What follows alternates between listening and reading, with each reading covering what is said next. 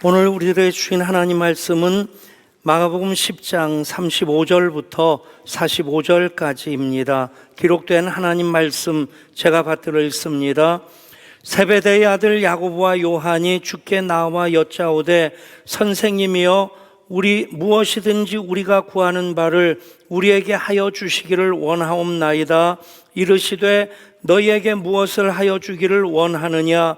여짜오되 주의 영광 중에서 우리를 하나는 주의 우편에 하나는 좌편에 앉게 하여 주옵소서. 예수께서 이르시되 너희는 너희가 구하는 것을 알지 못하는도다. 내가 마시는 잔을 너희가 마실 수 있으며 내가 받는 세례를 너희가 받을 수 있느냐. 그들이 말하되 할 수 있나이다. 예수께서 이르시되 너희는 내가 마시는 잔을 마시며 내가 받는 세례를 받으려니와 내 좌우편에 앉는 것은 내가 줄 것이 아니라 누구를 위하여 준비되었든지 그들이 얻을 것이니라. 열 제자가 듣고 야고보와 요한에 대하여 화를 내거늘 예수께서 불러다가 이르시되 이방인의 집권자들이 그들을 임의로 주관하고 그 고관들이 그들에게 권세를 부리는 줄을 너희가 알거니와 너희 중에는 그렇지 않을지니 너희 중에 누구든지 크고자 하는 자는 너희를 섬기는 자가 되고 너희 중에 누구든지 으뜸이 되고자 하는 자는 모든 사람의 종이 되어야 하리라. 인자가 온 것은 섬김을 받으려 함이 아니라 도리어 섬기려 하고 자기 목숨을 많은 사람의 대속물로 주려 함이니라. 아멘. 러시아의 작가 푸시킨이 쓴 황금 물고기라는 글이 있습니다.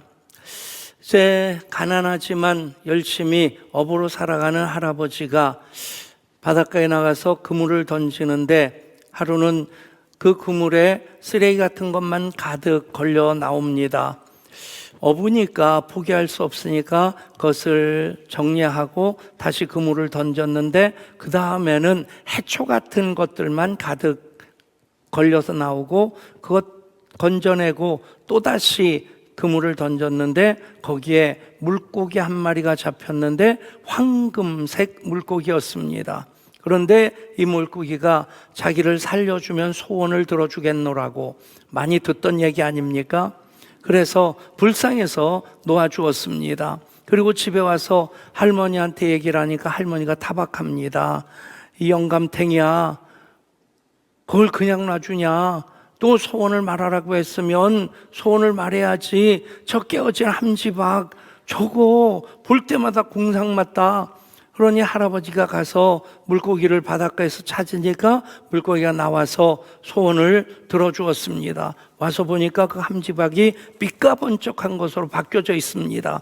그러면 할머니가 좋아할 줄 아는데 할머니가 또 구박을 합니다. 이 미련 곰탱이야, 이 함지박을 달라고 하냐, 큰 집을 달라고 해야지.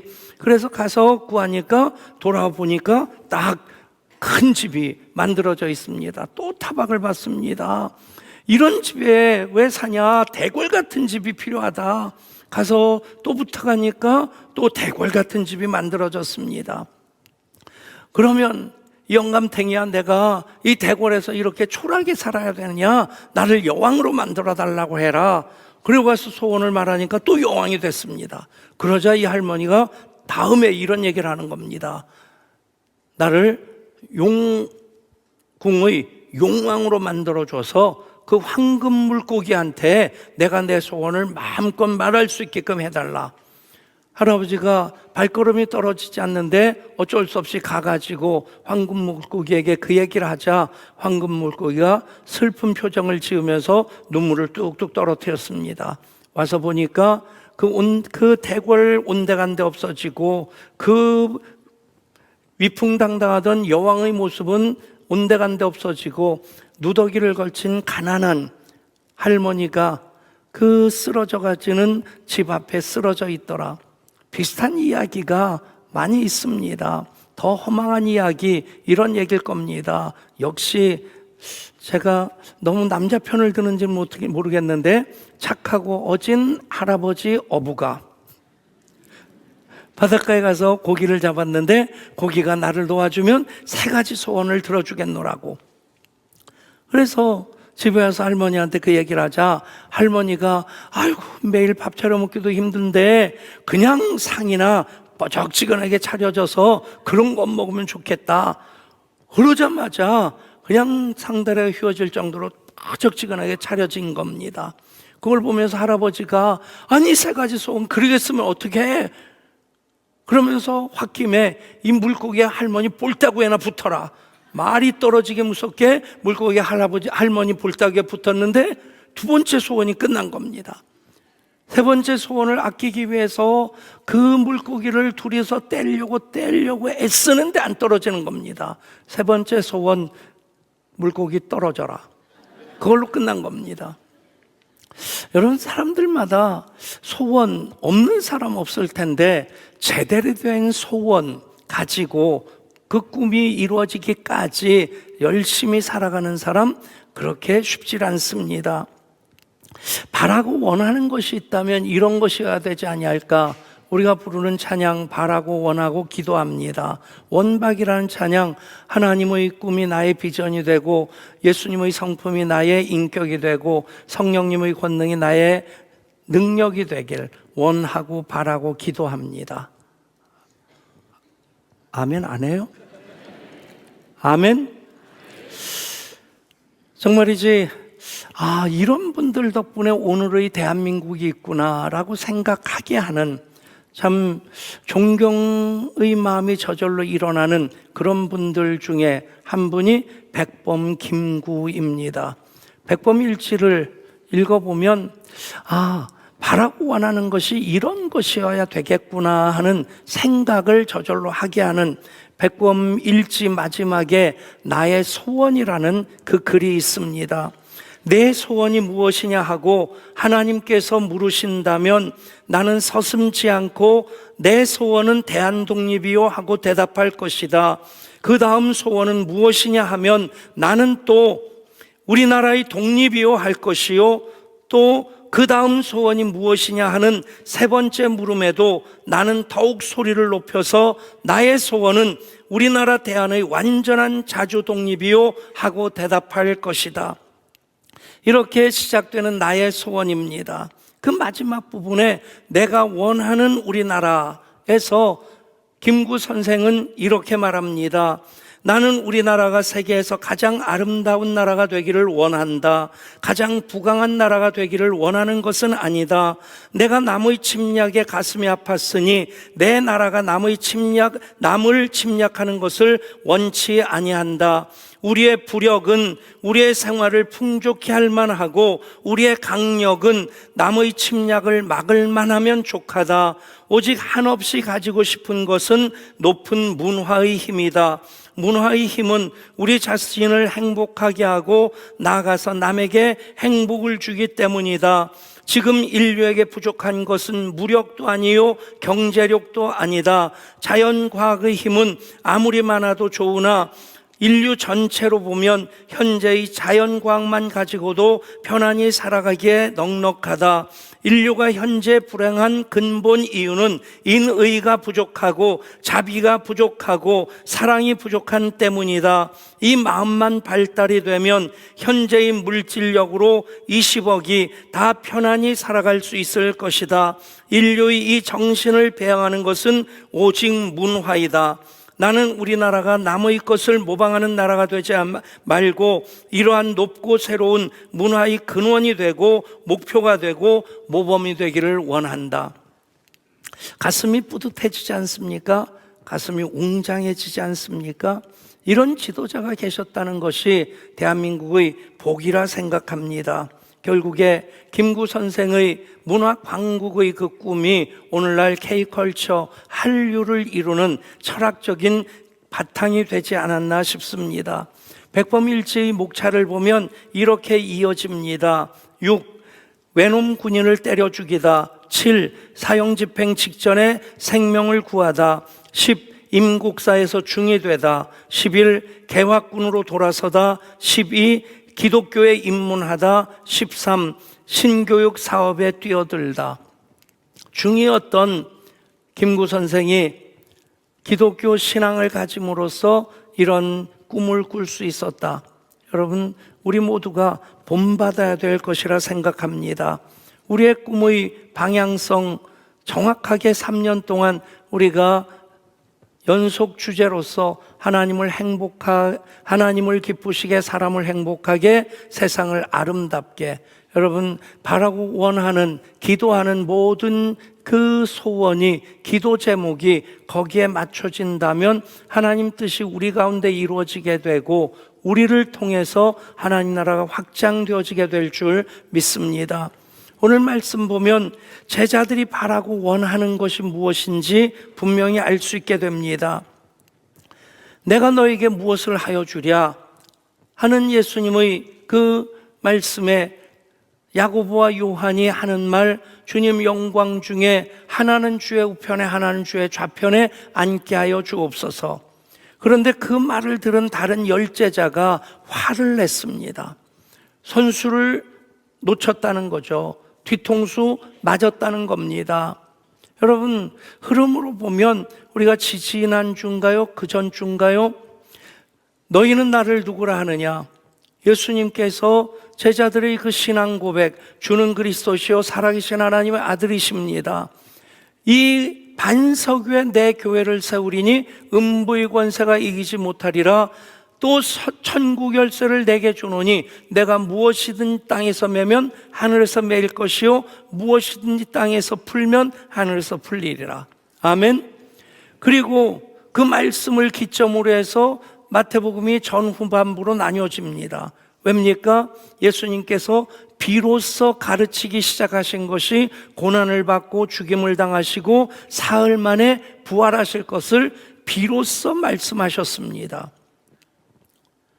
그리고 오늘 말씀 보면 마가복음 10장 45절이 인자가 온 것은 섬김을 받으려 함이 아니라 도리어 섬기려 하고 자기 목숨을 많은 사람의 대속물로 주려 함이니라. 이 10장 45절이 마가복음 전체의 요절이 됩니다. 마가복음 전체의 엑기스가 됩니다.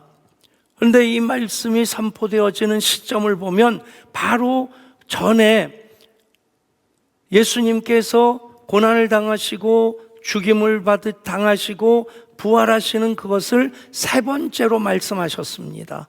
그러니까 그 사이에 첫 번째 말씀이 있었고 두 번째 또 고난을 예고하셨고 세 번째 말씀하신 바로 다음에 세베대의 두 아들인 야고보와 요한이 예수님께 부탁을 하는 겁니다.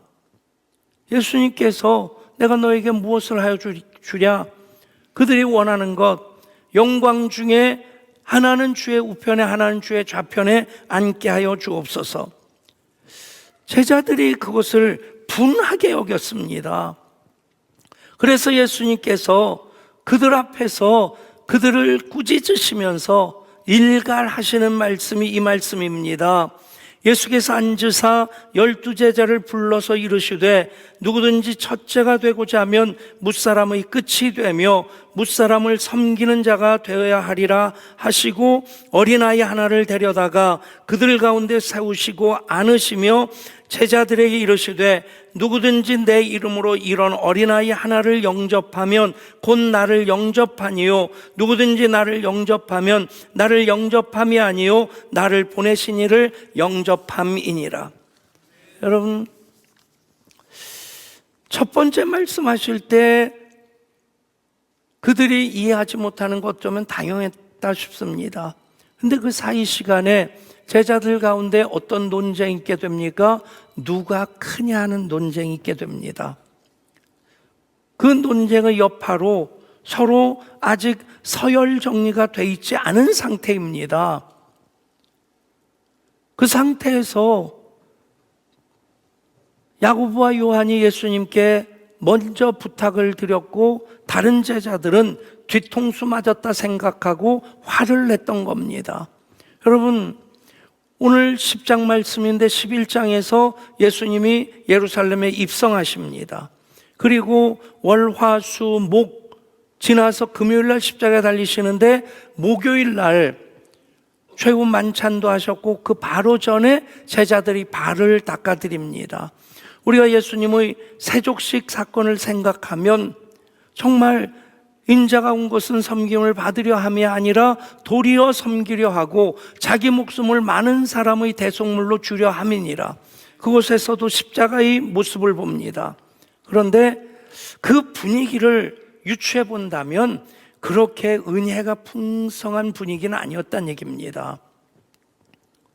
여전히 그들 서열 싸움하는 누가 크냐 하는 그 다툼이 이어지고 있었기 때문에 그 당시에 관습으로 관행으로 본다면 손님을 맞이할 때 손님이 귀한 분이면 주인이 직접 발을 씻어줍니다. 발을 씻어주는 이유가 율법의 정결 규례이기도 하거니와 그 동네가 포장된 길이 아닙니다. 흙길이고 그 당시에는 양말도 없이 조리 같은 슬리퍼를 신고 다녔습니다. 그러니까 길을 행하다 보면 발등 위에 발 그냥 먼지로 뽀얗게 뒤덮이는 겁니다. 그래서 발을 씻고 손을 씻어야만이 그 다음에 음식을 먹을 수 있었어요.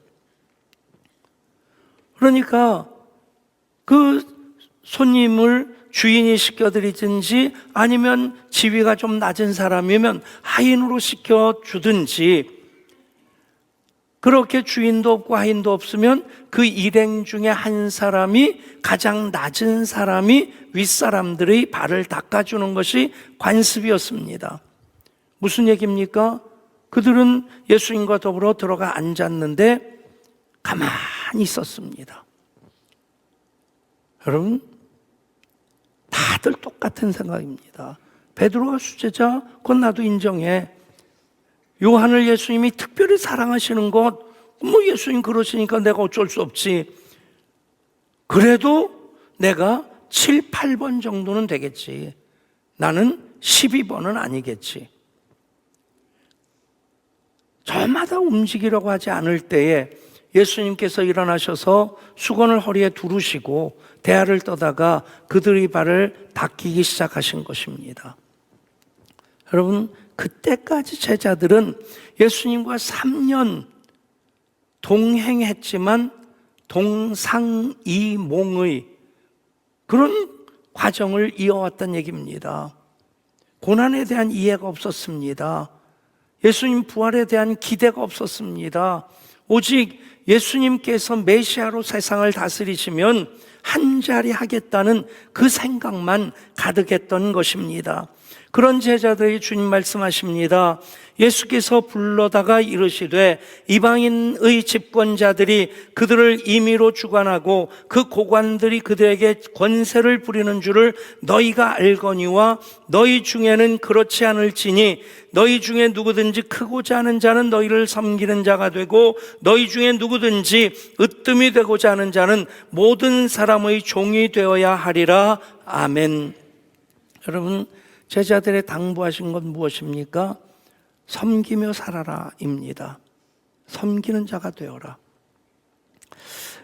그런데 여기서 전제하시는 것이 세상 집권자들, 이방인의 집권자들, 그들은 임의로 주관하고 고관들이 그들에게 권세를 부리는 줄을 너희가 알거니와 2000년 전에도 5000년 전에도 지금 2025년을 살아가는 대한민국뿐 아니라 전 세계가 이런 구조 속으로 정치든 경제든 그렇게 움직여지고 있습니다.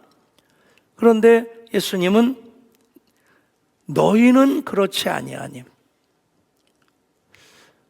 제가 장로의 신학대학 다닐 때 교양 과목 교수님들이 참 좋은 분들 만났어요.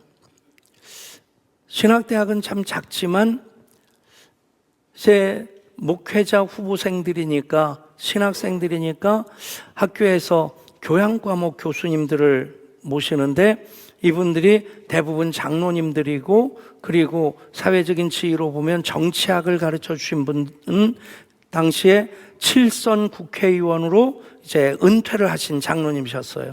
보건학을 가르쳐 주신 분은 한양대학병원 부원장이신 장로님이셨어요. 그분들한테 배울 수 있었다는 것이 제가 참 받은 큰 은혜고 복이라는 생각을 합니다.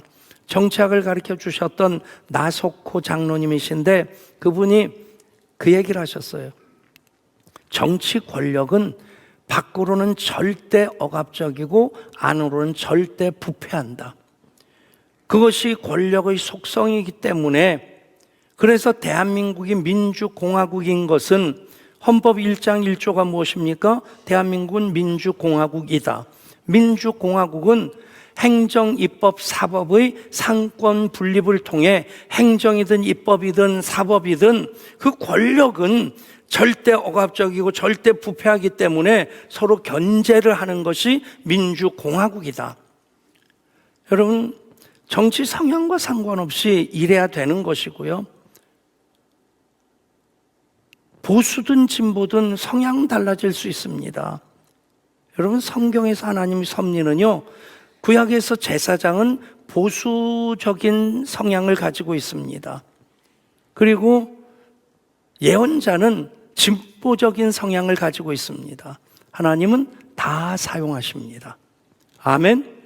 여러분, 한쪽에서 교회가 또 교회의 지도자들이 정치 편향성을 가지고 이 속에 속하는 것은 하나님의 섭리와 맞지 않는 것이라고 저는 생각합니다. 저 개인적으로도 젊었을 때는 산업선교 현장에 가서 1년 동안 그 당시에 공돌이, 공순이라고 무시받던 그 사람들과 함께 1년을 지낸 적이 있었습니다. 데모할 때 최루탄도 많이 맞아봤습니다. 나이가 들다 보니까 약간은 보수적인 성향이 되는 것, 제가 그게 느껴집니다. 그러나 이쪽에 들어가 있는 것이 아니라 하나님은 그 모두를 다스리시는 하나님이시다. 아멘. 양쪽의 극좌 극우가 전혀 반대의 성향 같지만 목표는 딱 한 가지입니다. 권력을 잡으려고 하는 거예요. 이 권력이 견제가 되지 아니한다면 절대 억압적이고 절대 부패하는 그런 성향이 될 수밖에 없습니다. 그래서 예수님 하시는 말씀이 세상은 그렇다. 그러나 너희는 그래서는 안 된다. 여러분, 예수님 십자가를 지신 것 종으로 섬겨주신 것입니다.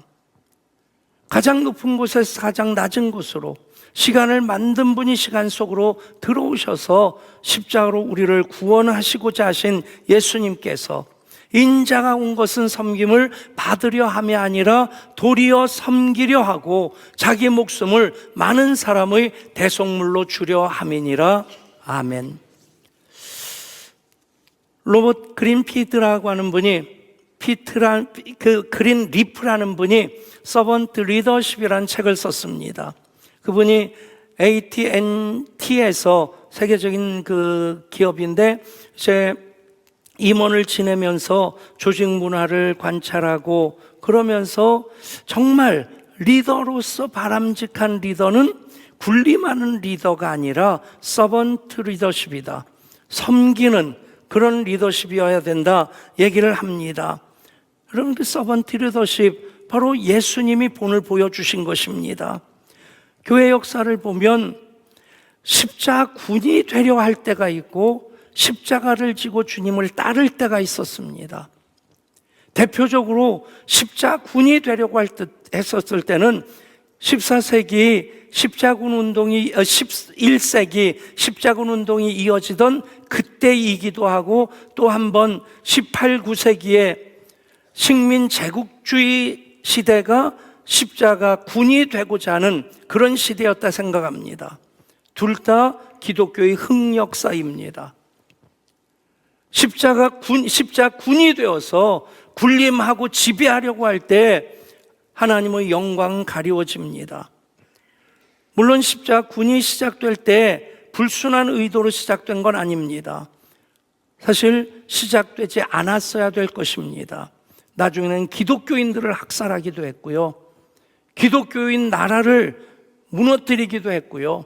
그 십자군들이 결국에 콘스탄티노플 동로마 제국의 수도를 침략해서 재물도 수탈하고 인명도 살해를 하고, 여러분, 비슷한 일이 지금 푸틴에 의해서 자행되고 있는 겁니다. 같은 기독교 국가인데 푸틴이 우크라이나 침공해서 우크라이나 사람들 마구 죽이고 있습니다.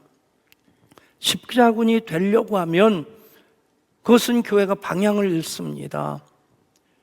현대 모든 나라들의 비극의 원천에는 반드시 이 나라가 있다. 영국입니다.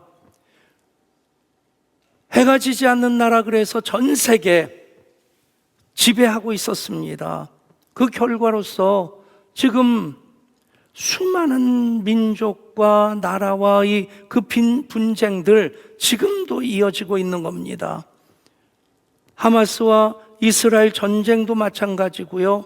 또 아프리카에서의 모든 내전의 그 시초는 영국입니다. 십자군이 되려고 하면 하나님 영광 가립니다. 예수님 말씀하시는 것은 누구든지 나를 따라오려든 자기를 부인하고 자기 십자가를 지고 나를 따를 것이니라. 큰 교회 목사라고 힘 준다면 십자가 지는 것 아닙니다. 십자군이 되려는 그런 욕심 때문에 지배하려고 하는 그런 목회를 한다고 하면 하나님 기뻐하지 않으신다, 저는 분명히 믿습니다. 어제 오정인 전도사님 결혼식에 우리 꿈땅 스카이 아이들이 특송을 했어요. 끝나고 내려가서 여기 아이들이 있어서 얘들아 수고했다 그러니까 얘들이 하는 말이, 목사님 은퇴하시면 안 돼요. 10년 더 하셔야 돼요. 그러니까 옆에 있는 녀석이 또 목사님 20년 더 하셔야 돼요. 그러니까 옆에 있는 놈이 목사님 죽을 때까지 하셔야 돼요. 저희 누님교회에서 어제 권사님들 20명이 나리공원 왔다가 또 동생 목회한다고 하니까 또 누님과 매형도 용인에서 5년 동안 우리 교회 다녔었어요. 네, 그분들 커피 한잔 대접하느라고 카페에 있는데 꿈땅 아이들이 한 5명, 6명들이 이렇게 들어오면서 오는 녀석들마다 저한테 달려와서 목사님 그러면서 안기는 거예요. 누가 그렇게 시킨 것 같더라고요. 정말이지. 그런 목사인 것이 너무 감사하다. 여러분, 가정에서 교회가 하나님 섭리 가운데 창조의 완성이고 그로부터 구원이 시작되어집니다. 여러분, 가정에서 엄마 아빠가 힘 자랑합니까? 애들 힘듭니다. 가정은 약하고 어린아이들 중심으로 움직여집니다. 엄마들의 착각이 뭐냐면 잔소리로 애들을 바꿀 수 있다. 여러분, 잔소리의 정의가 뭐냐면 옳은 말인데 듣기 싫게 하는 말입니다. 엄마들이 잔소리 많이 하면 많이 할수록 아이들은 귀만 닫는 것이 아니라 마음도 닫습니다. 그 잔소리가 차고 넘치면 아이들 가출합니다. 아이들은 잔소리로 변화되지 않습니다. 엄마 아빠의 사는 모습, 예배자로 사는 모습 보면서 아이들은 닮아갑니다. 교회도 그래야 됩니다. 교회가 세상에서 그래야 됩니다. 교회가 힘 자랑하는 것, 십자군이 되려고 하는 욕심입니다. 교회는 자기 십자가를 지고 주님을 따르는 것입니다. 그것이 주님이 본을 보여주셨고 그렇게 사신 십자가의 길이고, 그것을 인자가 온 것은 섬김을 받으려 함이 아니라 도리어 섬기려 하고 자기 목숨을 많은 사람의 대속물로 주려 함이니라. 도리어 섬기려 하고, 여러분 그 말씀 붙잡고 살아가십시다. 가정에서도 교회에서도 일터에서도 도리어 섬기려 할 때 하나님 일하시는 거 보게 될 것이고, 거기에 하나님 영광이 가득한 것 우리가 보고 더 큰 영광 하나님께 올려드리게 될 줄 믿습니다. 하나님, 마가복음의 말씀 요약해서 우리가 또 봤습니다. 이 말씀 도리어 섬기려 하고 그 방향으로 한 걸음 한 걸음 나아가는 우리 모든 예배자 되게 하여 주옵소서. 그로 인하여 우리 주님 십자가로 완성하신 그 구원의 길을 우리 각자가 자기 몫에 태인 십자가 지고 따라갈 때에 하나님 뜻이 이 땅에 이루어지고 하나님 나라가 가정에서 또 교회에서 일터에서 이루어지게 하여 주옵소서. 우리 주님 예수 그리스도 이름으로 기도드리옵나이다. 아멘.